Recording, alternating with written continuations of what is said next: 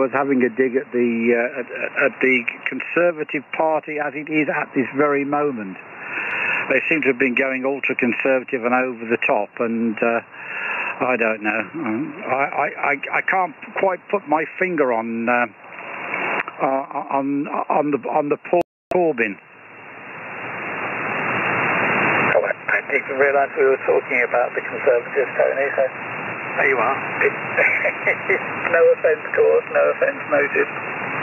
No, well, I don't know. I mean, they're all the same pretty much, but it's all daggers and swords at dawn and that sort of stuff, and cloaks and daggers and what have you. And I think to myself, well, what is the point? When you deal with philosophies, as parties do, then really and truly, it's not good for any country, isn't it? When you say, well, I have a particular view, and I will not, under any circumstances, from that.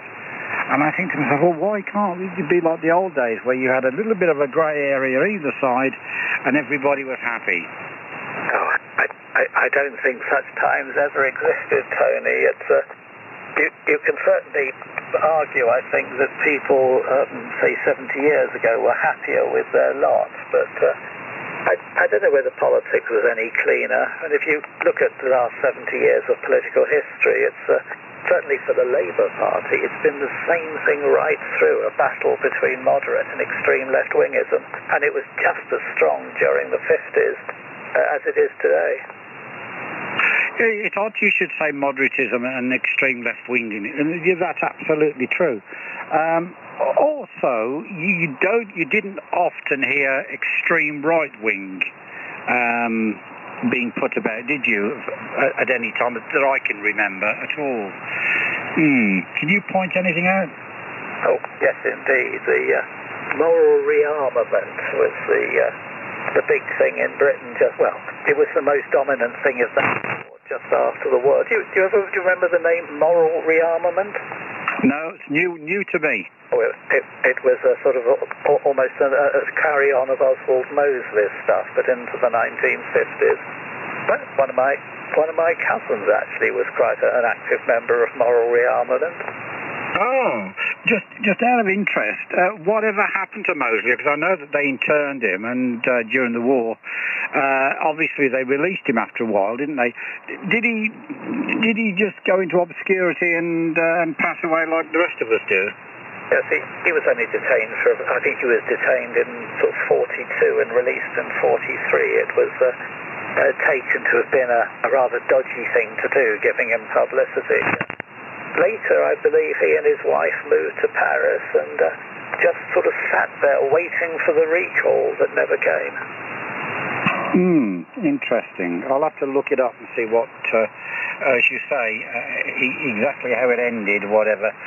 But what interests me, of course, just after the war, etc., is the Communist Party, how they regrouped to become a mighty political force that they were in the late 1940s and 50s, and how they were kept back quite a lot. I mean, because in France, it was very, very strong, wasn't it? Communism, at least during the war and just after the war, wasn't it? Well, I think it's been a long-term trend since the French Revolution for the society to be basically disgruntled. And French society, I think, in the whole of the 20th century was very disgruntled. And as such, there were attractions to both far left and far right. I mean, the French like to talk about the Second World War as a time of glory. It was, of course, nothing of the sort. There was just massive infighting between the French left and, actually before the war as well, there was a permanent dispute, effectively, whereas perhaps in this country we were a degree more moderate. And you described the Communist Party in this country as massive, Tony. I'm not sure that's the word to use. Just occasionally you'd get a Communist MP for sort of somewhere like Limehouse or whatever, but they never really carried any substance. Yeah. I think that these people were just people of their time, and that was it. And when their time was up, you know, they just went into obscurity, and people just got on with the process of living their daily lives. I mean, people were fed up with being bombed, and they were fed up with the restrictions on food, etc., until the mid-1950s, when we never had it so good. And it was a jolly good time, I suppose, really, because, I mean, kids, the old teddy boys, they could go in from job to job weekly almost, you know, without any problem. And today, kids that are starting out at 18, unless they go to college, they're having a bit of a rough time. And I feel for them, I really do. Because at least in the old days, when I say the old days, I say 1950s through the 60s, which is only 10, 15 years or so, kids had an opportunity of working and also going to college at the same time, either be night school or getting a grant and being able to go to college for whatever, you know, whether in the sciences or whatever. And now that doesn't appear to be the case. It's a lot harder for kids to get a kickstart, which is a shame, really. I don't know, perhaps I'm talking through the back of my teeth, I don't know. I'm not sure it's so easy to do the sums. There were pluses and minuses. I mean, if you talk about going to college, now, at our time, Tony, it was expected that less than 10% of students would go to university. People of that age would go to university.